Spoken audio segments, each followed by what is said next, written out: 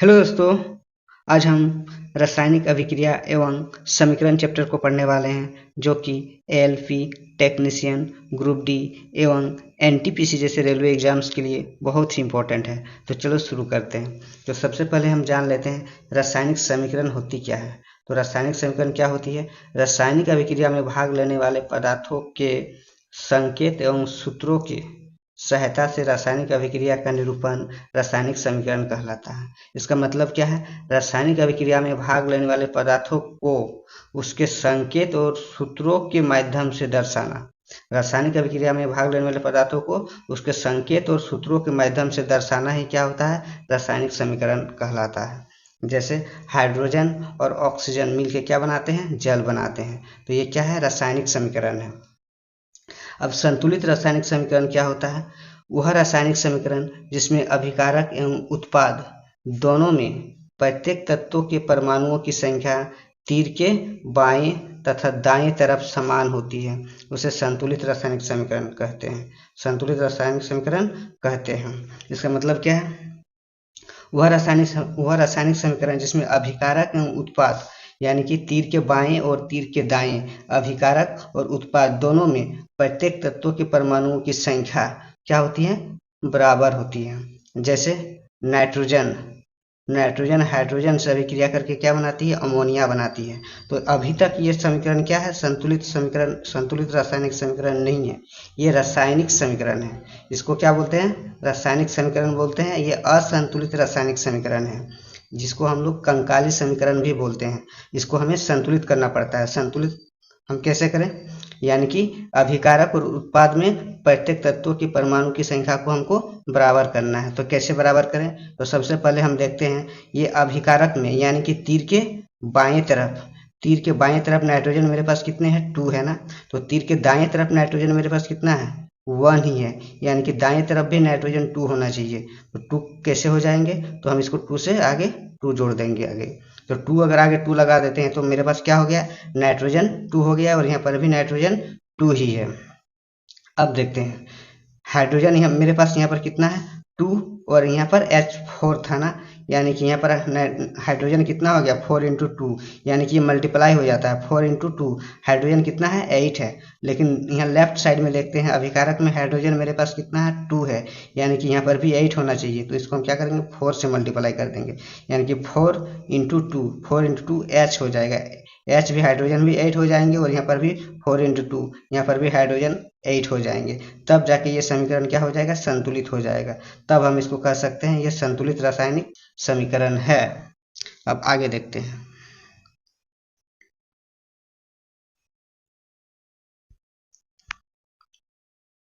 संक्षारण। अब संक्षारण क्या होती है?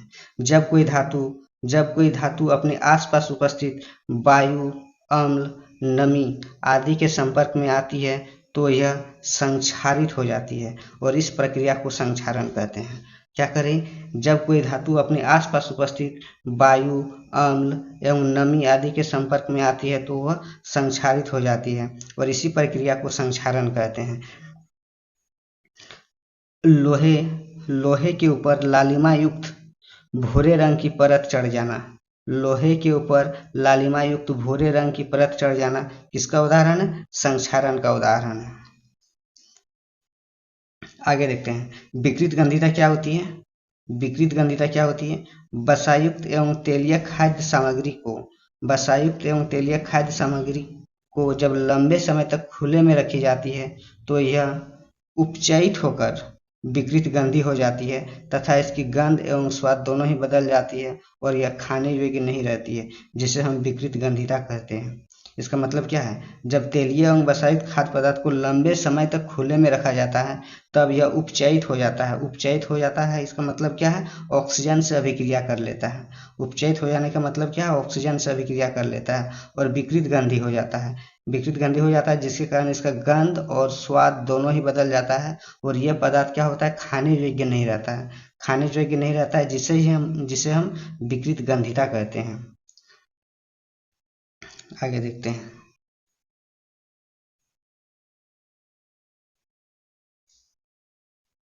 आगे क्या है? नोट में देख लेते हैं क्या है। तेलीय एवं बसाई खाद्य पदार्थ को लंबे समय तक सुरक्षित रखने के लिए नाइट्रोजन से प्रभावित किया जाता है। हाँ, और एक चीज़ हमको जानना है कि तेलीय एवं बसाई खाद्य पदार्थ को लंबे समय तक हमको अगर सुरक्षित रखना हो तो उसे हमें क्या करना पड़ता है, नाइट्रोजन से प्रभावित किया जाता है।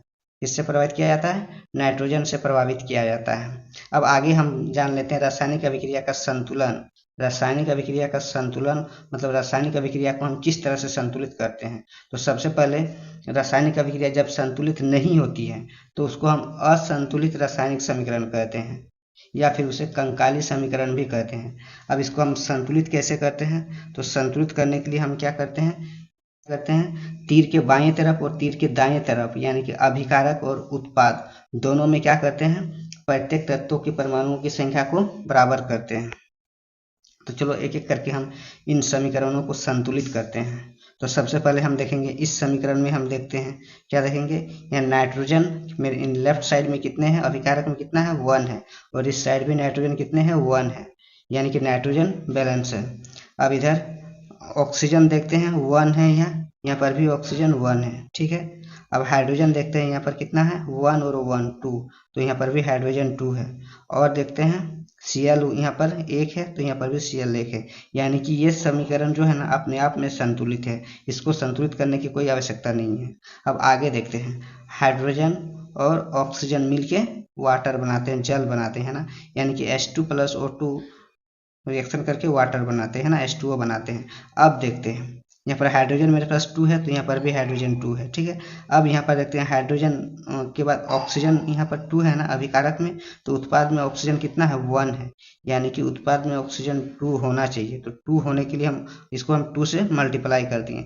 जब 2 से मल्टीप्लाई कर दिए तो यहाँ पर ऑक्सीजन मेरे पास 2 हो गया। ऑक्सीजन जब 2 हो गया ना तो 2 से जब मल्टीप्लाई हुआ है तो हाइड्रोजन 2 × 2 4 हो गया, तो मेरे पास हाइड्रोजन कितना हो गया है 4 हो गया है। तो यानी कि अभिकारक में भी हाइड्रोजन 4 होना चाहिए। तब हम क्या करेंगे, यहाँ हाइड्रोजन 2 है ना, इसको 2 से मल्टीप्लाई कर देंगे। जब इसको हम 2 से मल्टीप्लाई कर देंगे तो 2 × 2 हाइड्रोजन 4 यहाँ पर भी हो गया अभिकारक में, और उत्पाद में भी हाइड्रोजन 2 × 2 4 हो गया। मतलब ये अभी क्या है, संतुलित हो गया है। अब आगे देखते हैं, आगे क्या है Fe + CuSO4 है ना। Fe + CuSO4 अभिक्रिया करके क्या बनाते हैं, FeSO4 + CO बनाते हैं। तो हम अभिकारक में देखते हैं Fe कितना है 1 है, तो उत्पाद में भी देखते हैं Fe कितना है 1 ही है। अब Cu कितना है अभिकारक में 1 है, यहाँ भी Cu 1 है। अब S कितने हैं 1 है, तो यहाँ पर भी 1 है, और O4 है, यहाँ भी O4 है, यानी कि ये समीकरण क्या है, अपने आप में संतुलित है। इसको संतुलित करने की कोई आवश्यकता नहीं है। अब यहाँ पर देखते हैं हाइड्रोजन क्लोरीन से अभिक्रिया करके क्या बनाता है, HCl बनाता है। इसको हम बैलेंस कैसे करें, संतुलित कैसे करें, अब देखते हैं। अभिकारक में हाइड्रोजन 2 है ना, तो हाइड्रोजन 2 है और उत्पाद में हाइड्रोजन 1 है ना, तो हाइड्रोजन को 2 करना होगा, इसलिए 2 से मल्टीप्लाई कर देते हैं। अब देखते हैं अभिकारक में हाइड्रोजन 2 है तो उत्पाद में भी हाइड्रोजन 2 ही हो गया। अब अभिकारक में फिर से देखते हैं क्लोरीन कितना है 2 है ना, तो उत्पाद में भी क्लोरीन 2 Cl, यानी कि क्लोरीन भी यहाँ पर 2 ही है। अब ये संतुलित हो गया है, ये क्या है, क्या हो गया, अब संतुलित रासायनिक समीकरण हो गया। अब फिर आगे देखते हैं Na और H2O रिएक्शन करके क्या बनाते हैं, NaOH + H2 बनाते हैं। अब हमें इसे संतुलित करना है, इसको हम संतुलित कैसे करें, अब देखते हैं। हम देखते हैं यहाँ पर हाइड्रोजन कितने हैं, मेरे अभिकारक में हाइड्रोजन 2 है ना, और उत्पाद में हाइड्रोजन कितने हैं, यहाँ 2 है और यहाँ 1 है, और इस साइड हाइड्रोजन कितना है मेरे पास 2 है। तो एक काम करते हैं, यहाँ पर जो NaOH है ना, इसको 2 से हम मल्टीप्लाई कर देते हैं। जब 2 से मल्टीप्लाई कर देते हैं तो यहाँ पर 2 × H, हाइड्रोजन यहाँ 2 और यहाँ पर 2, यानी कि टोटल हाइड्रोजन मेरे पास कितना हो गया, टोटल हाइड्रोजन 4 हो गया। तो अभिकारक में देखते हैं हाइड्रोजन कितना है, सिर्फ 2 ही है ना, तो इसको 2 से मल्टीप्लाई कर दिए, यानी कि अभिकारक में भी हाइड्रोजन 2 × 2 4 हो गया। चलो अब ठीक है, हाइड्रोजन तो सेम हो गया। अब आगे देखते हैं ऑक्सीजन कितने हैं, तो अभिकारक में ऑक्सीजन कितना है 2 है ना, 2 × O, यानी कि ऑक्सीजन 2 है, ऑक्सीजन 2 है। तो उत्पाद में ऑक्सीजन कितना है 2O, यानी कि ये भी सही है, ये भी संतुलित हो गया।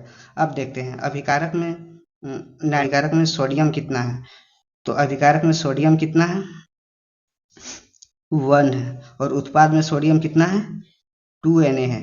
उत्पाद में सोडियम 2Na है ना, तो अभिकारक में भी सोडियम को 2 होना चाहिए, इसलिए यहाँ 2 से मल्टीप्लाई कर दिए 2Na और यहाँ भी 2Na ना। अब देखते हैं, अब ये समीकरण संतुलित है।